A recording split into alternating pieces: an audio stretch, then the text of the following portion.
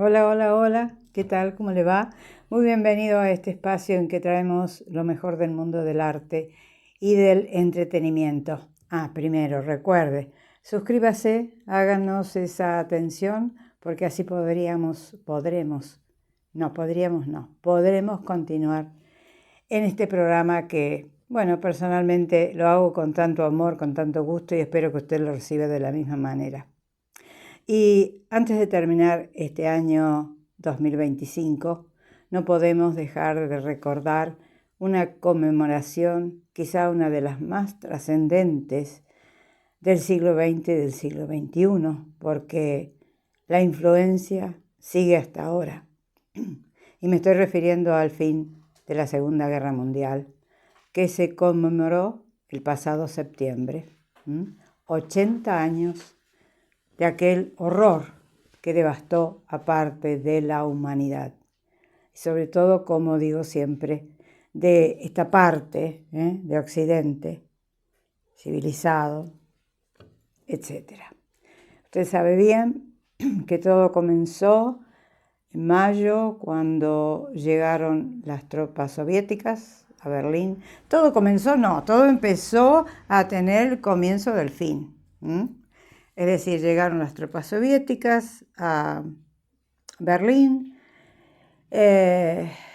tomaron el mando, después Hitler se suicidó, después llegaron los aliados, las tropas norteamericanas, junto con las soviéticas, y bueno, hicieron de las suyas, cada uno en su o desde su punto de vista, creyendo hacerlo mejor.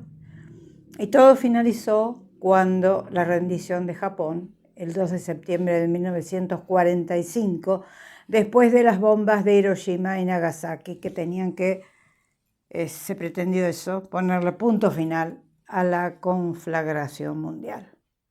Bueno, el cine y la literatura, primero la literatura y después simultáneamente el cine, tomaron noticia, o se hicieron eco de todas estas circunstancias espantosas.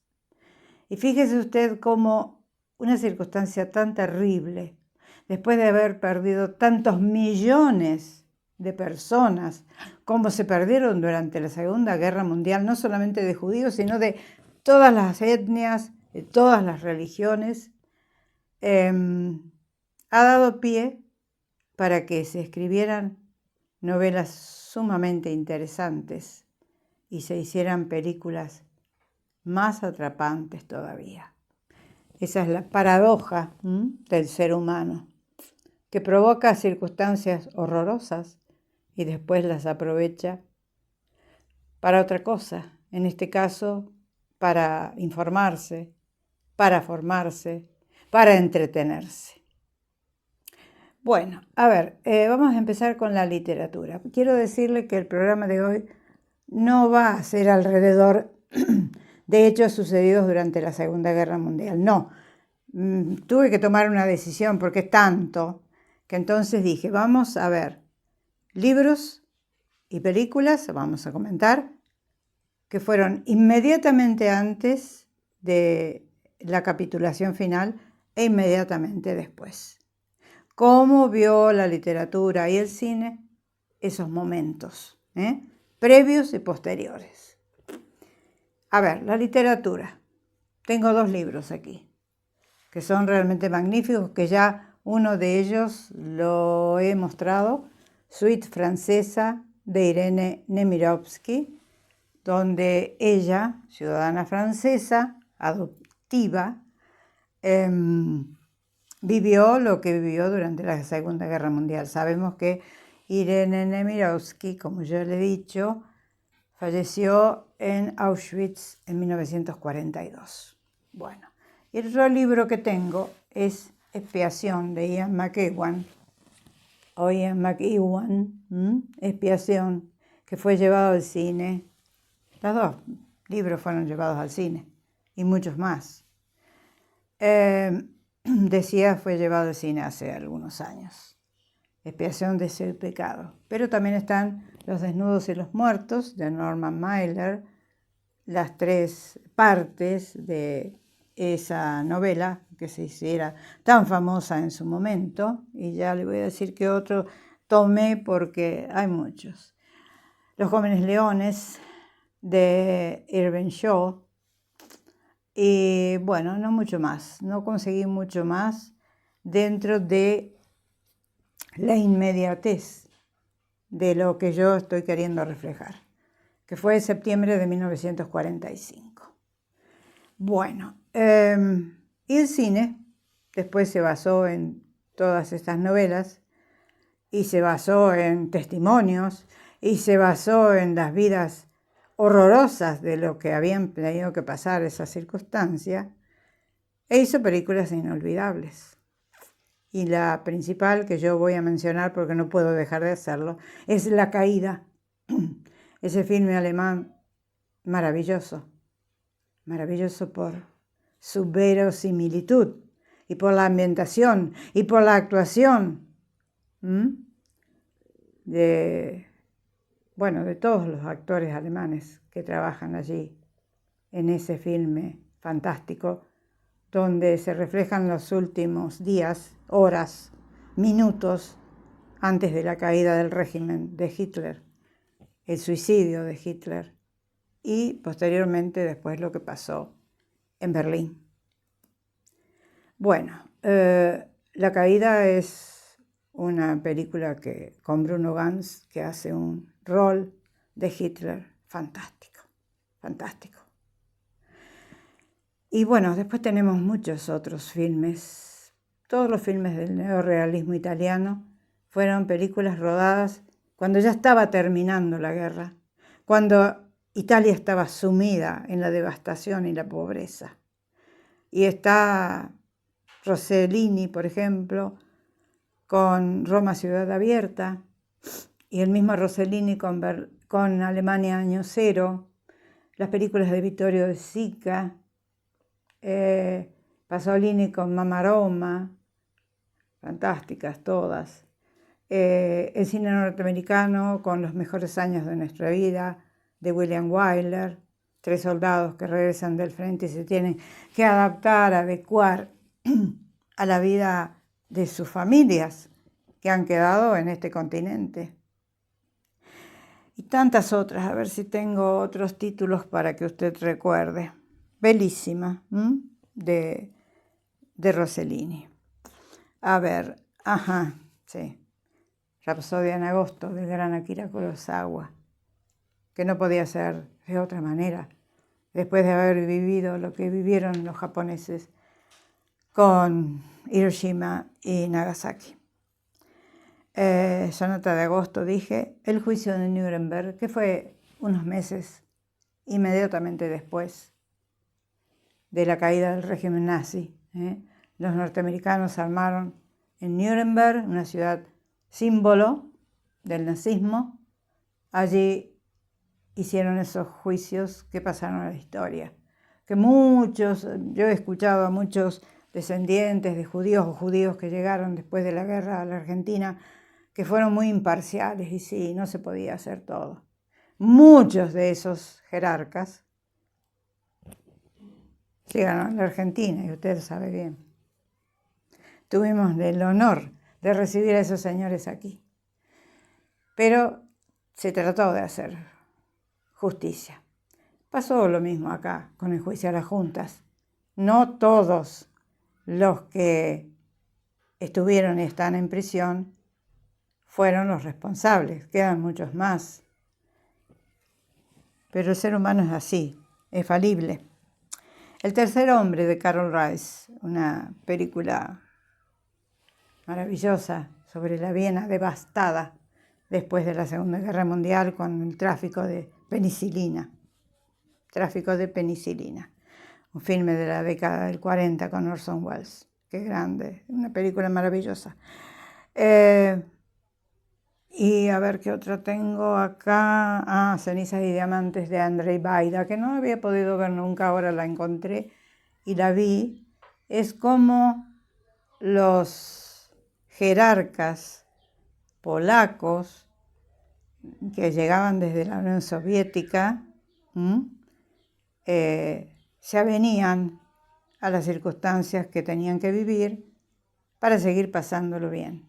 Y una película que a mí me conmovió profundamente es La vida de los otros, un filme alemán fantástico que, si bien no transcurre inmediatamente después de terminada la Segunda Guerra Mundial, sino transcurre en la década del 80, para mí fue todo un descubrimiento porque advertí que el autor estaba señalando a ciertos jerarcas de Berlín Oriental que habían sido colaboracionistas con los nazis y seguían adelante, ubicando un lugar privilegiado. Usted sabe que Alemania se dividió en 4 zonas: el ejército norteamericano, los soviéticos, los franceses, los ingleses. Y Berlín también sufrió lo mismo. Y yo puedo dar fe porque estuve en Berlín en la década del 80, antes de que se cayera el muro, y aquello fue tenebroso. Ir a la noche por las calles de Berlín Oriental, que yo tuve la suerte de que algunos amigos berlineses me guiaran, era increíble de vivir. Todo oscuro, no había nada en los supermercados. Esa es una experiencia que yo viví. La gente no andaba por las calles, fue horrible. Bueno, después en 1989 todo terminó, pero algunos de esos jerarcas que habían colaborado con los soviéticos siguieron adelante, o habían colaborado con los nazis y siguieron adelante. Siempre hay un lugar donde ubicarse cuando uno está acostumbrado a eso.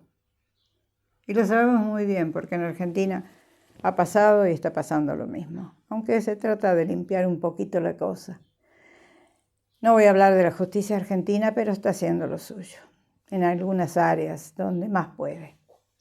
Hay algo que quiere comentarle. El 25 de noviembre se estrenó un documental muy valioso en Channel 4, en Canal 4 británico, sobre los últimos días de Hitler, sobre los últimos días de la Segunda Guerra Mundial en territorio europeo.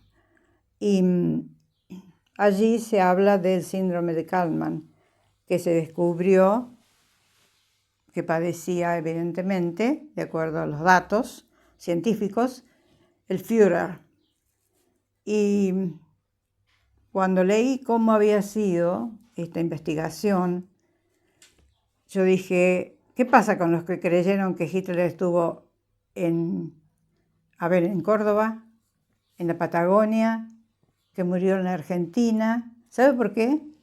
Porque allí en ese documental, si usted tiene la posibilidad, yo no lo he visto, de verlo en Canal 4, británico, hay muestras del ADN de Hitler. Muestras que tomaron soldados norteamericanos cuando entraron al búnker y vieron el sofá de Hitler. Hay fotos de todo esto. Vieron el sofá de Hitler manchado con sangre. Evidentemente él se había suicidado allí. Y encontraron bidones donde había habido gasolina para quemar los cuerpos de Hitler y de su reciente esposa Eva Braun. A ver, ¿qué quiere que le diga?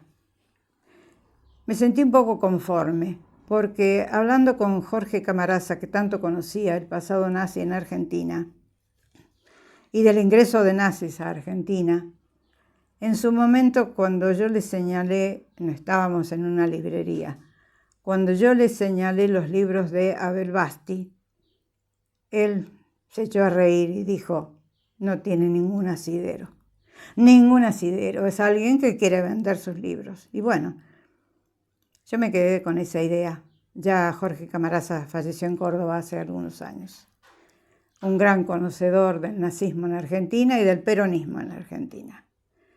Yo me quedé con esa idea y ahora me entero que se habían tomado pruebas de sangre se habían hecho análisis de ADN y corresponden a lo que había quedado de Hitler, tanto de su odontólogo como del médico que estuvo con él hasta el final de sus días, todos los síntomas. Más bien en el documental de la cadena 4 británica se hace mención a que si ese síndrome de Kendall afectó psicológicamente o psíquicamente al Führer para hacer las atrocidades que cometió, transformarse en un monstruo.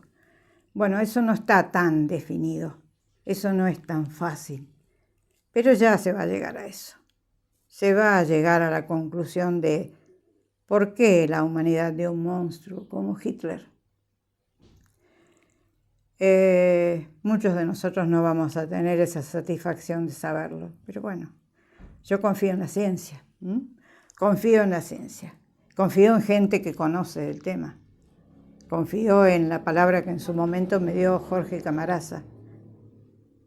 Hitler no murió en la Patagonia, ni muellemente sentado en un hotel de las sierras. Hitler se suicidó en el búnker, tal como debía ser, porque para eso tuvo las agallas que tuvo para hacer todo lo que hizo. Era lógico que se suicidara. ¿Qué otra cosa podía hacer? ¿Iba a caer en manos de los aliados, y le iban a cortar a pedacitos? No. Hizo muy bien en suicidarse. Este tema a mí me resulta muy caro, a mi ideología, porque usted sabe que yo he escrito 2 novelas y tengo varias más que no he podido publicar por distintas razones. Una de ellas se llama La hija de aquella costurera. Es sobre los inmigrantes judíos y nazis que huyeron de Europa a la Argentina. Y el otro se llama Elvira y la señora, es sobre la gira del arco iris que hiciera Eva Perón a Europa en 1948-49. O sea, conozco mucho del tema. Y uno de los que me asesoró en su momento fue Jorge Camarasa, porque él lo tenía acá en Córdoba. Él vivió acá los últimos años de su vida. Joven, murió muy joven. Pero bueno, yo quise tomar ese testimonio, lo obtuve y ahora me emociono. Y ahora lo estoy corroborando a través de la ciencia. Bueno, señores, yo creo que con esto ya está muchas cosas dichas. Hemos recordado un momento culminante dentro de la historia de la humanidad en los últimos siglos que tiene el ser humano. De historia tenemos 2500 años o algo así. Y bueno, eso fue lo peor que pudo haberle sucedido. Las guerras siguen, el ser humano no cambia. La ambición de poder, el síndrome de hubris, como dice el doctor Nelson Castro, nos puede. Me incluyo porque soy un ser humano. Nos puede. Y bueno, hay que recordarlo. Todo esto tiene que ser recordado. Y si usted puede leer alguno de estos libros o ver alguna de estas películas, sobre todo las del neorrealismo italiano, las de Rossellini, Vittorio De Sica, Pasolini, no deje de verlas porque allí está la miseria que dejó la guerra, la miseria espantosa en suelo propio, cómo se reconstruyó. Hay muchos documentales en YouTube, con imágenes de cómo trabajó la gente en Alemania, en las ciudades devastadas, y en Italia, y en Londres, para resurgir de entre las cenizas. Chapeau a toda esa gente, chapeau. Señores, esto ha sido todo por hoy. Ya nos acercamos al final de este ciclo 2025. Yo me despido hasta la semana que viene, en que trataremos en que los últimos 2 o 3 programas que nos quedan de aquí a fin de año sean lo más entretenidos posible. Un beso grande para todos. Chao.